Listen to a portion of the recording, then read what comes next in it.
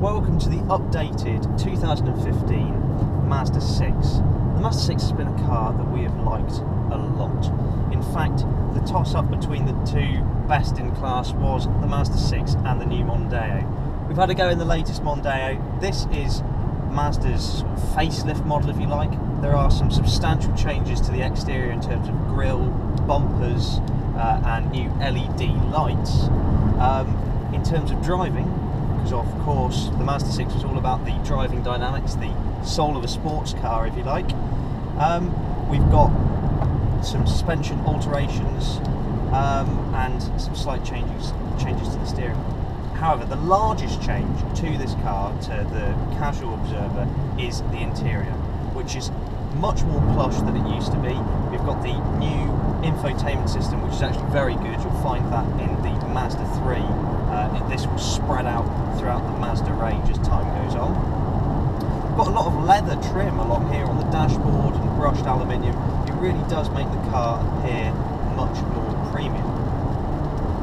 Other than that, we've got a few other trinkets, lane departure warning and lane keep assist, blind spot detection, heads-up display, just some nice trinkets to bring the model back up to date.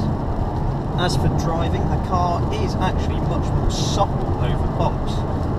This was a complaint of the previous car. It had a nice sporty ride in the previous Mazda 6, but the ride going over speed bumps and potholes, particularly on our battered British roads, it didn't fare quite so well in comparison to competitors.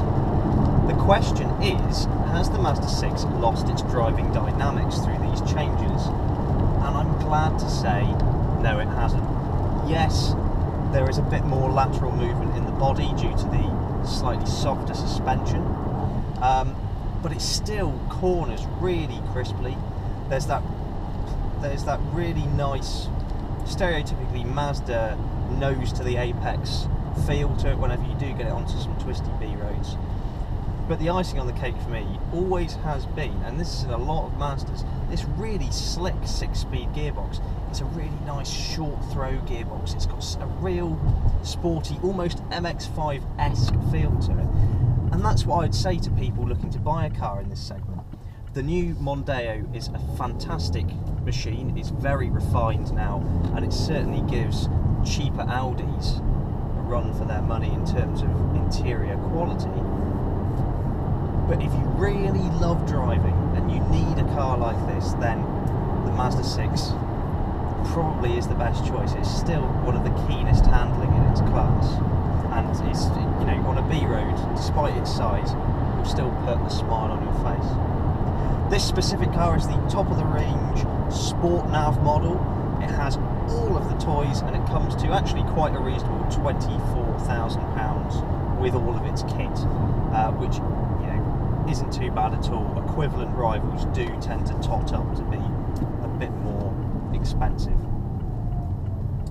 The car itself, I think, looks fantastic, and it's got new darker alloy wheels to it. The Mazda 6 has always been a handsome looking car. These little enhancements to the exterior, you know, just finish it off really nicely.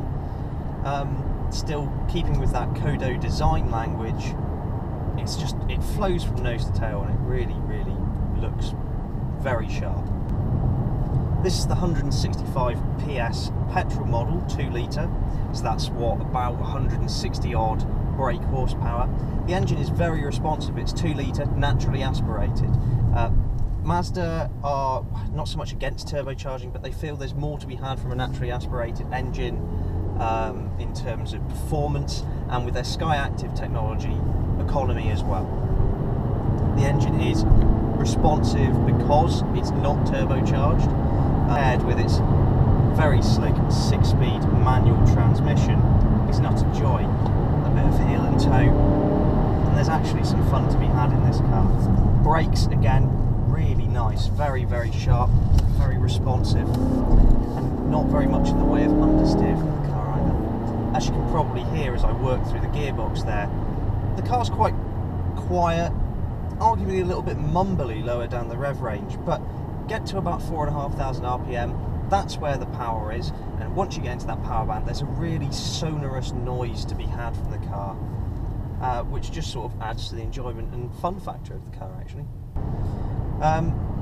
So yeah, that's the brand new Mazda 6. It's basically more of the same, and you know, our gripes with the interior, you know, dating the car, have very much been addressed. So well done, Mazda, with that.